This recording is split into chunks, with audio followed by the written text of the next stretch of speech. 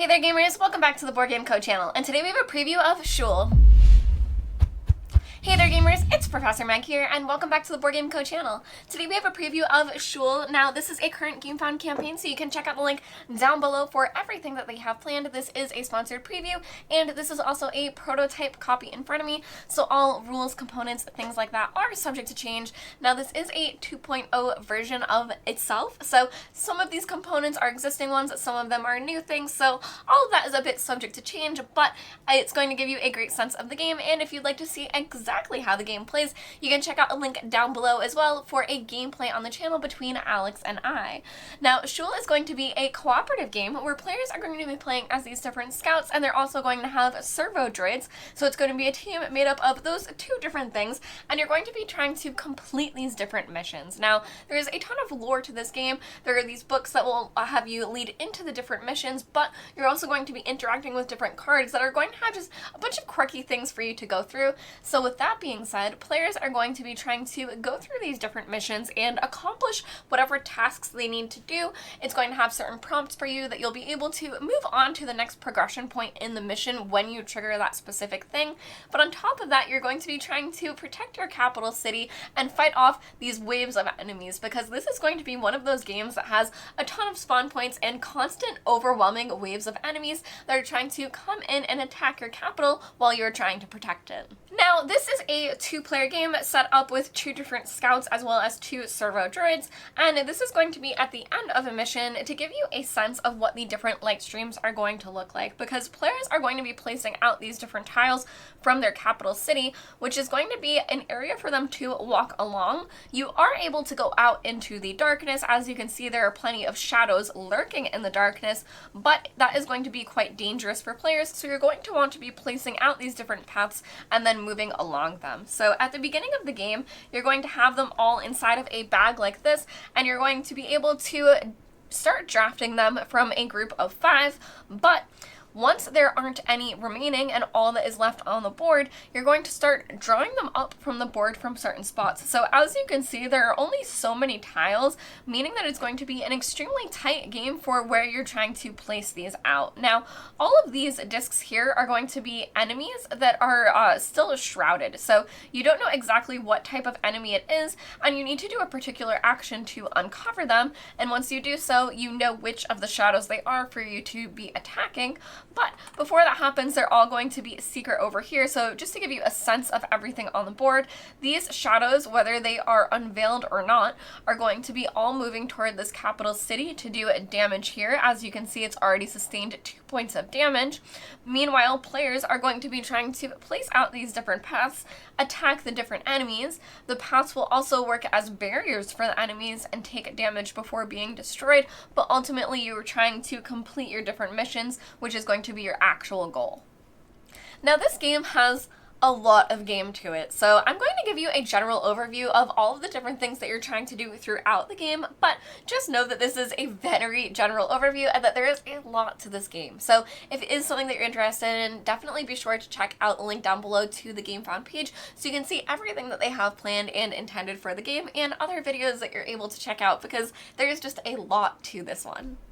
Now, looking over here at this scout, the Maynard, you're going to have a couple things available to you. So you're going to have 2 vials of Lux, and that's going to be something that is powering up a lot of your actions. So it is something that you're going to be spending a lot of. As you can see, it goes up to 8, and you have 2 vials of it. And not only are you spending this Lux on specific actions, but it's also going to be your health or what is damaged when enemies are attacking you. So it's going to be very important for you to keep an eye on this, and your servos also have those as well, but they're able to spend from your pool, whereas this is going to be very dangerous for you as it starts getting spent. And then as you can see, there are also some red cubes here showing that it is getting corrupted. So there is also a corruption idea where you're able to have your Lux become corrupted, and if it becomes corrupted to a certain point, you're actually going to flip your character card over to your corrupted side instead. But looking over at the normal side, you can see your stats for things like like your movement. And players during each round are going to have 3 action points each, regardless of who they are, and then on top of that, your movement points. And you are able to boost those movement points with your lucks, but you're going to be working within that system of the actions that you have available, such as attacking or drawing the different light tiles. And then you're also going to be moving around the board to maneuver to the best spots possible. So to give you an example of the missions that you're going to be playing, here is the card A for mission 2. You must escort the convoy with prisoner 78X to the settlement controlled by Summer's Shan forces.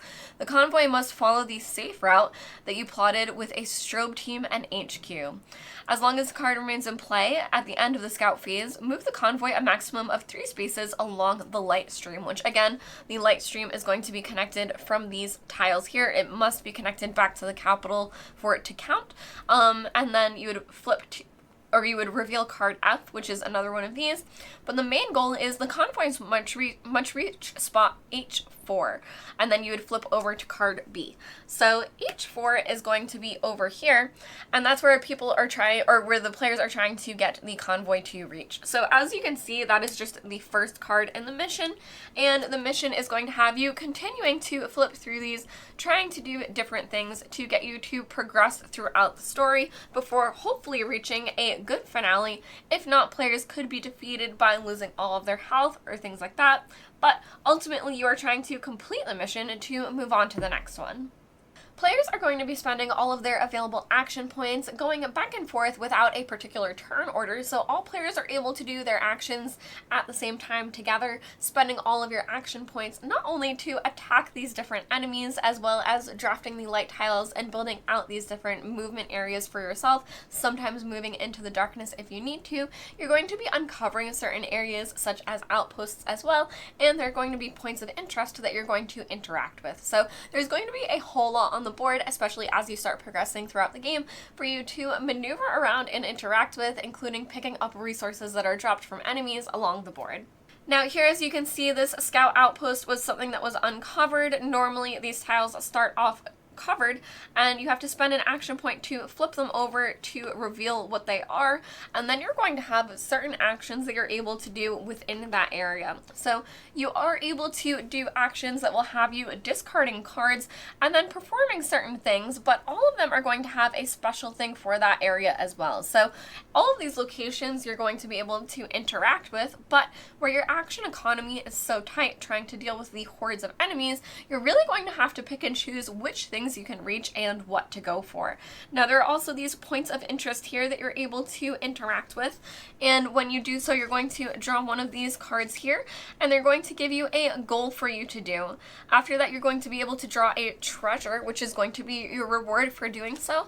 So that's just another thing that players are going to be keeping their eye out for throughout the game, that they are going to want to try to move over those, but they're going to do that while maneuvering around trying to do the main parts of what you're trying to do for the particular mission, because it can be very, very dangerous to veer off too much. Now, when players do attack enemies, they're going to be spending an action point as well as lucks, and you're going to be dealing damage based on what your weapon is able to do, as well as the radius. So you're going to take a look at what your weapon does there, and something that you're able to do is the progression throughout the game, mission to mission, is that eventually players are going to be able to build out different technologies and then get better weapons for themselves that will have better areas of effect and things like that. Another thing that is going to increase throughout the game is that these are currently shadows that players are fighting off against, but there are things such as heralds and outer lords that are going to be even more formidable for players to face off against. Another big thing that players are going to have at their disposal that is really great because it's not going to cost you action points to use are going to be the cards that you have available to you. So as you can see, you are able to use them as shields to protect yourself, but you're also able to play these cards. Now, these are the type of thing where you have multiple things available on the card where you are also able to use them to have it reduce a cost for you. So you are able to discard them for that, but your cards also have abilities that you're able to use. So for example, this one is is Lightstream Surfer. Move without spending movement points to a Lightstream tile connected to you within 4 spaces. So for this character here to be able to use that, as you can see, they're able to zip through certain areas that are all connected. Now there's also a thruster activation. The next 3 movement made by another scout are considered flying movement. So you can see where there are cards that using them for their ability may be worth it, but you are also able to discard them for that discount as well. So players are going to have a hand of 5 cards available to them each round, and at the start of each round you're able to discard before drawing up to your hand size. Sheol is going to be a game that is going to give you a strong cooperative feel of a dungeon crawler mixed with tower defense, because you are going to have these different missions that you are loading up your characters and trying to go through and uncover what you can, such as those points of interest that are a bit more interesting, but you're going to try to go through these different missions, and on top of that you're trying to protect your capital within the center from these hordes of enemies.